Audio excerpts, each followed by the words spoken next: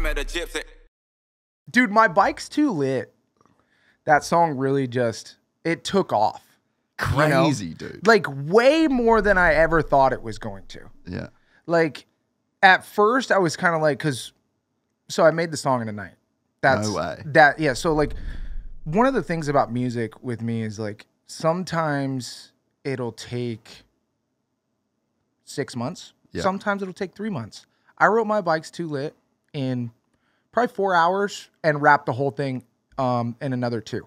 No way. So it just came like that. Yeah. And I was sitting in the studio and I was kind of like, okay, what can I do that everybody that rides dirt bikes will like? Yeah. Because I'm just like, dude, I got to get something relatable here. Yeah. And I want something that I can bump too. That's not cheeseball, because everything I've heard that's dirt bikes is really cheesy and it comes off cheesy very, very easily. Yeah. Right. So I'm like, you know what? And there's, it's cheesy to try too hard to not be cheesy as well. You know what I mean? It's a balance. There's like a balancing act that Yes. you have to hit to where it's like, I'm rapping about dirt bikes. Yeah. And there's going to be an element of cheesiness, but I can't try to be like actually hard gangster rap. You know what I mean? And like, so there's a balance to get there. Yes. And I think the balance that I found for me was just being authentic. Yeah. You know what? Yeah. Who am I? What would I say? What would I do? And how would I say it to my brother? Yeah. That's kind of like how I always try to rap. Like, how would I say it to my homies? Like behind the scenes, like, dude, I just got a new carbon pipe, bro. This thing is sick. You know, and I go to the track, and that's really what it was. It was just like, okay, what's all the Gucci shit that I can put on my dirt bike, and what makes me happy about it? And you know, I'm rolling up to the track. I want to show my buddies that I just got a new pipe from, you know, Rocky Mountain ATV, motorsport.com, whatever.com, you know, and I just put this shit on there and you're like, dude, this thing is sick. Like with your 2-stroke build with Deegan. Like, I love that shit. yeah. And it's just like when you showcase your bike, it's your baby. Yeah. And that's what I somehow got lucky enough, God bless me, to give me the words to, you know, wrap that in a present and deliver it to the world. Man, and it was so good and it went so well. Like I looked last night, I watched the music video. 1.7 million views. Yes. That's crazy. Dude, it's very, for just to give people an idea, it's extremely hard to get millions of views on a music video. yes. Without, I mean, On like, any video on YouTube. any video on YouTube, period. But like for a rapper / motocross guy, I think it's a whole nother level of hard. It never been done. Yeah, Never never been done. been done. Okay. And so that day, let's talk about that music video. That day, I literally I called Buttery like 3 days before and was like, "Hey bro, I got this idea. You know, could you come out to the track and maybe like do some acting?"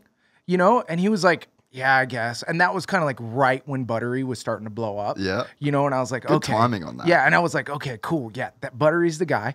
And then I put out a post on Milestone. I put and tagged them in it and was like, hey, anybody going to be at Milestone?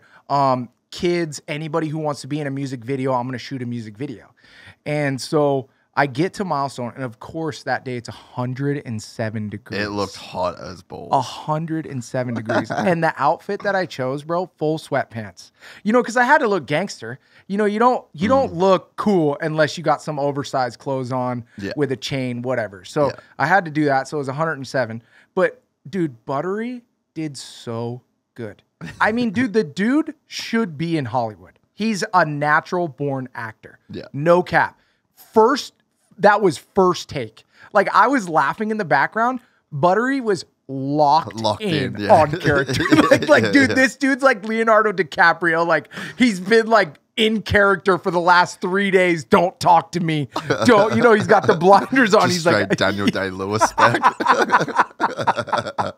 Yes, and he does it first take, dude, and he pulls it like, watch the video again. He pulls the bike out of the van with no ramp. Yeah, He throws the knocks ramp on the ground. Yeah.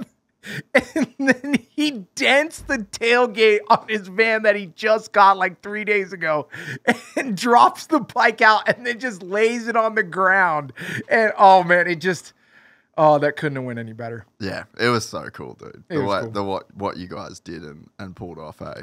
Yeah, it was I mean, it's definitely legendary, and it's something I can show my son, and you know, it's gonna live on forever. Yeah. And that's the cool part is like, you know, I still get notifications from Apple Music every week on like, yo, this thing got like 10,000 views this week. You know, every single week on Apple Music. I'm like, dude, how is this thing still going? And still to this day, it's just such a obscure anthem. Yes. You know what I mean? Like it speaks to like anyone that rides, everyone can relate to that song. Like you just fully nailed relatability. Yes, and I don't want to say I got super lucky, but there was some luck involved. And I think why it still gets those plays is it's timeless in the way of no matter if it's this song doesn't say, okay, if you have an older or that year new bike. It's like if you got a new bike, whether it's a bicycle or a dirt bike, and it's you new to you. Yes, not new to you. New to this year. Exactly. Yeah. So it has no timestamp. Yeah. It's just evergreen. pretty cool. Yeah.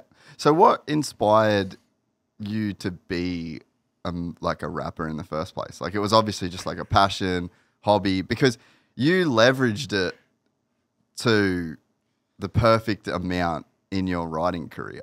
Yeah. Like in terms of like the two disciplines that you're in, like rap and moto. Yeah. Like you're definitely not the best moto rider. You weren't on factory teams, but you had like this other skill. Yes. That just instantly, because you combine these two unique things that were very unique to you, it just shot you up to I got like everyone knows 7 Deuce Deuce, you know? Yeah. I mean, let's just go back to the beginning. Yeah. So this all started when my dad and my brother and I would go to Loretta's and we'd go to the Nationals. And this was back when there was no iPads or iPhones or, you know, we were plugging in. There's like a converter, power converter. So we would hook up the power converter and we'd try to hook up the PlayStation in the back of the truck and we'd get it going. But, you know, like it would be bumpy sometimes, so we couldn't play it because the TV would bounce and it was like an old school TV. But we'd turn on the radio and we would literally make our own lyrics and make fun of each other all the way to Texas or Loretta's. And so I don't know why, but I was just particularly good with coming up with shit off the top of my head. Yeah. You know, so we would make fun of each other and I would always have like the sickest burns, you know, on my brother or my dad. And we all kind of got pretty good at it because, I mean, So your dad was in on it too? Oh, 100%. Wow. 100%. Like, I mean, my dad wasn't the best rapper by all means, but he would come up with funny ass punchlines and just roast us. So that was us going across the country for, you know, 36 hours, 24 hours. And we would just go on and off. And sometimes we'd get in fist fights and me and my brother would bleed a little bit, but that was part of the deal because we were talking shit so hard.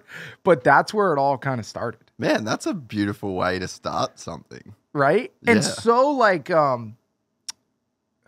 do you want to call it? Like, just like organic in a way. Well, organic, but like far out too. Yeah. You know, like how did that even transpire? Like what were the odds of that? How old are you though? I'm 34. Yep, yeah, so we're at a similar age, right? Like, dude, if you think about, I was just talking about this in the car with my brother, actually. He's over here at the moment. Yeah. We were driving home from the studio and I just started playing Linkin Park. And it's like, that was like my favorite band of all time. I mean, if you lived in that era. Yeah. But so you had Linkin Park, you had like Limp Bizkit, System of a Down. Yeah, so we had like that. Wake up! Oh, 2000s like new metal was just like the thing. But then running in tandem with that, you had like Biggie, Tupac, you had Nas, Jay-Z, Eminem was huge. See, I was white Eminem. Dudes, white dudes. Eminem opened up a whole new world. So like our age in particular has such a crazy music influence, you know? And like I remember coming home, the Linkin Park album was like just completely blew my fucking mind, Yeah. bro. You know, like I remember It was on another level. I came home. My brother, we were just talking about this. He was at the Neighbours. We had like Neighbours across, you know, back in the day totally. when you used to go Yeah, to Neighbours totally, to hang. When we did that? Yeah, and I ran over and I'm like, dude, you have to come home and listen to this. And it was Linkin Park, and we had like a 6-stacker big CD like boombox thing that was in the living room, and my parents didn't get home until 4:30 or 5 o'clock or whatever it was. And you could just crank the absolute fuck out of it. And I just remember when I heard Chester singing Shut Up just over and over, I was like, that was like a mind-blowing experience of going, holy fuck. Yeah. You can actually say that. Like, you can fully say that to people, and it's like, it's an okay thing, you know? Dude, this is a funny-ass story right here, too. This is just kids being kids. So, right back to the cuss words. You know what I mean? And just shut up and shit like that. So, I was listening to the new Eminem album. It just dropped on the radio.